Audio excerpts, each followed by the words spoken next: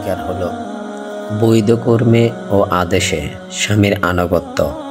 স্বামী সংসারের দায়িত্বশীল ব্যক্তি। সংসার ও দাম্পত্য বিষয়ে তার আনুগত্য স্ত্রীর জন্য জরুরি। যেমন কোনো স্কুল কলেজের প্রধান শিক্ষক, অফিসের ম্যানেজার বা ডিরেক্টর প্রভৃতির আনুগত্য অন্যান্য সকলকেই করতে হয়। স্ত্রী সাধারণত স্বামীর চেয়ে বয়সে ছোট হয়। মাতৃলয়ে মা বাপের বৈধ বিষয়ে আদেশ যেমন মেনে চলতে ছেলে মেয়ে বাধ্য, তেমনি সব সুরালয়ে স্বামীর আদেশ ও নির্দেশ মেনে চলাও স্ত্রীর প্রকৃতিগত আচরণ। তাছাড়া ধর্মও রয়েছে স্বামীর জন্য অতিরিক্ত মর্যাদা। অতএব প্রেম, সম্প্রীতি ও শৃঙ্খলতায় বজায় রাখতে বড়দেরকে নেতা মানতেই হয়। প্রত্যেক কোম্পানি ও উদ্যোগে পার্থিব এই নিয়ম অনুসরণীয়। অতএব স্বামী স্ত্রী ক্ষেত্রে তা নারী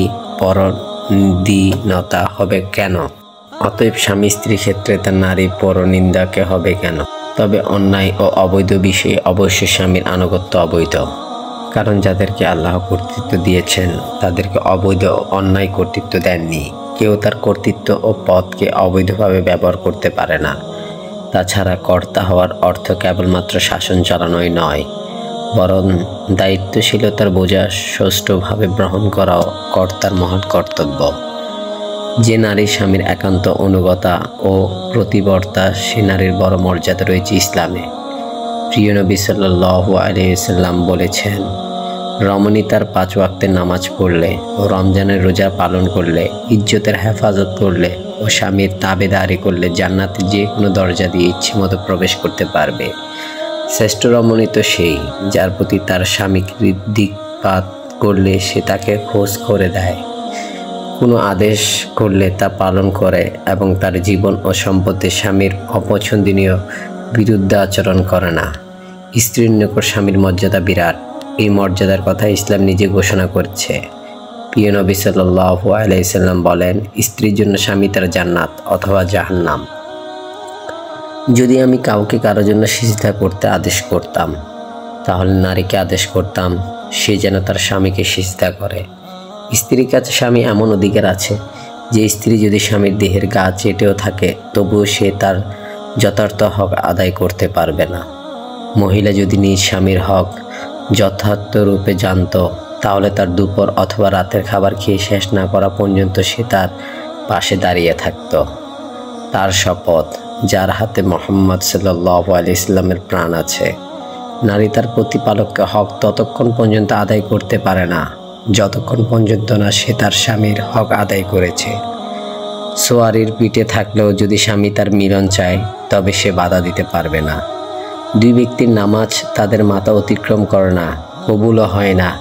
সেই কৃতদাস যে তার প্রভুর নিকট থেকে পলায়ন করেছে সে তার নিকট ফিরে না আসা পর্যন্ত, এবং যে স্ত্রী তার স্বামীর অবাধ্য আচরণ করেছে সে তার বাধ্য না হওয়া পর্যন্ত নামাজ কবুল হয় না।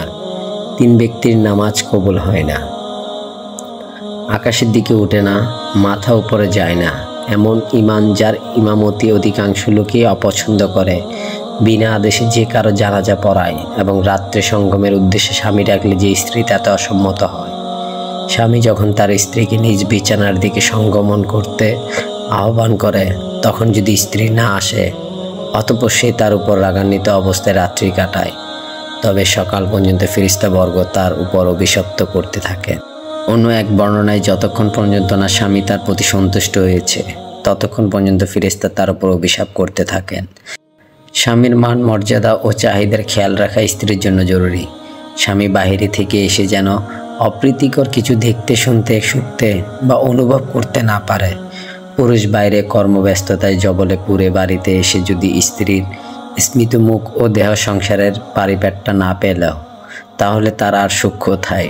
সংসারে তার মতো দুর্ভাগা ব্যক্তি আর কেউ নেই, যাকে বাহিরে মেয়ানত জবলে এসে বাড়িতে স্ত্রীর তাপেও জবলে পড়তে হয়।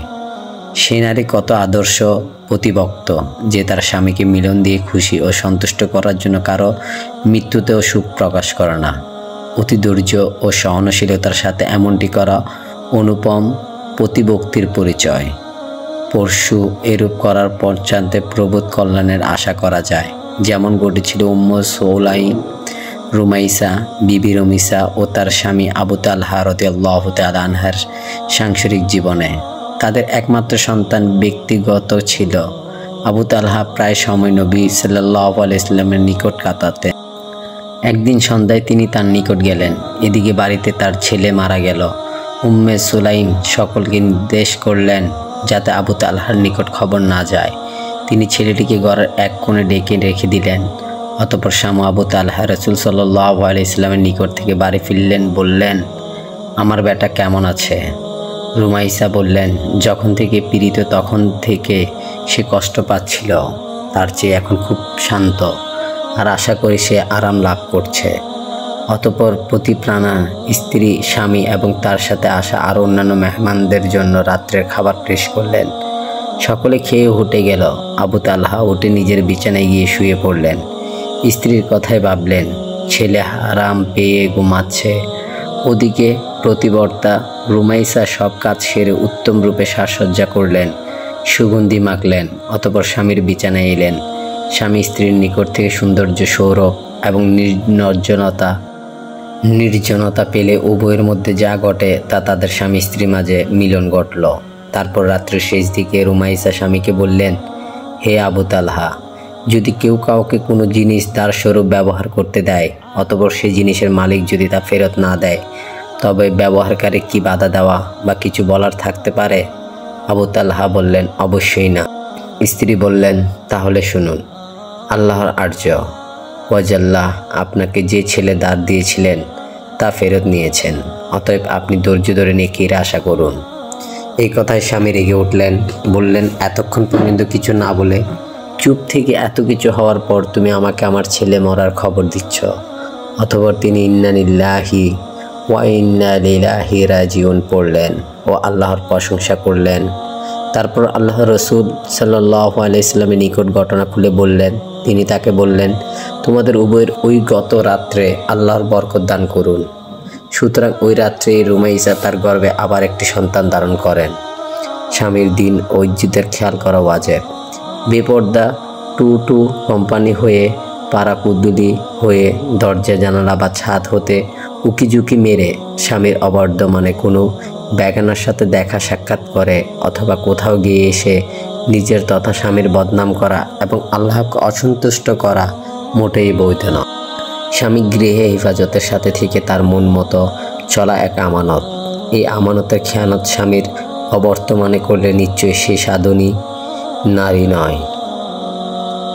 স্বামীর বৈরিত্বিক ও সামাজিক জীবনের প্রতিও বিশেষ খেয়াল রাখা স্ত্রীর কর্তব্য। সুতরাং তার ব্যক্তিগত কাজ কারবার, পড়াশোনা প্রবৃত্তিতে ডিস্টার্ব করা বা বাধা দেওয়ার হিতাকাঙ্ক্ষিনী স্ত্রীর অভ্যাস হতে পারে না। স্বামীর নিকট এমন বিষয়বস্তু বা বিলাস সামগ্রী স্ত্রী চাইবে না যার ফলে সে বাধ্য হয়ে অবৈধ অর্থোপার্জনের অর্থপথ অবলম্বন করে ফেলে। হারাম উপার্জন ও অশ্ব ব্যবসার মোটেই তার সহায়তা করবে না। সাধবী স্ত্রী তো সেই যে তার স্বামীকে ব্যবসায় বের হলে এই বলে, সফলের স্ত্রীর মতো ওসিয়ত করে, আল্লাহকে ভয় করবেন, হারাম উপার্জন থেকে দূরে থাকবেন। কারণ আমরা না খেয়ে ক্ষুধার্ত ধৈর্য ধরতে পারবো, কিন্তু জাহান্নামের ধৈর্য ধরতে পারবো না। স্বামীর ঘর সংসার পরিষ্কার পরিচ্ছন্ন এবং সাজিয়ে গুছিয়ে পরিপাটি করে রাখা স্ত্রীর কর্তব্য। স্বামীর যাবতীয় খিদমত করা, ছেলে মেয়েদেরকে পরিষ্কার ও সভ্য করে রাখাও তার দায়িত্ব। সর্বকাজ নিজের হাত করাই উত্তম।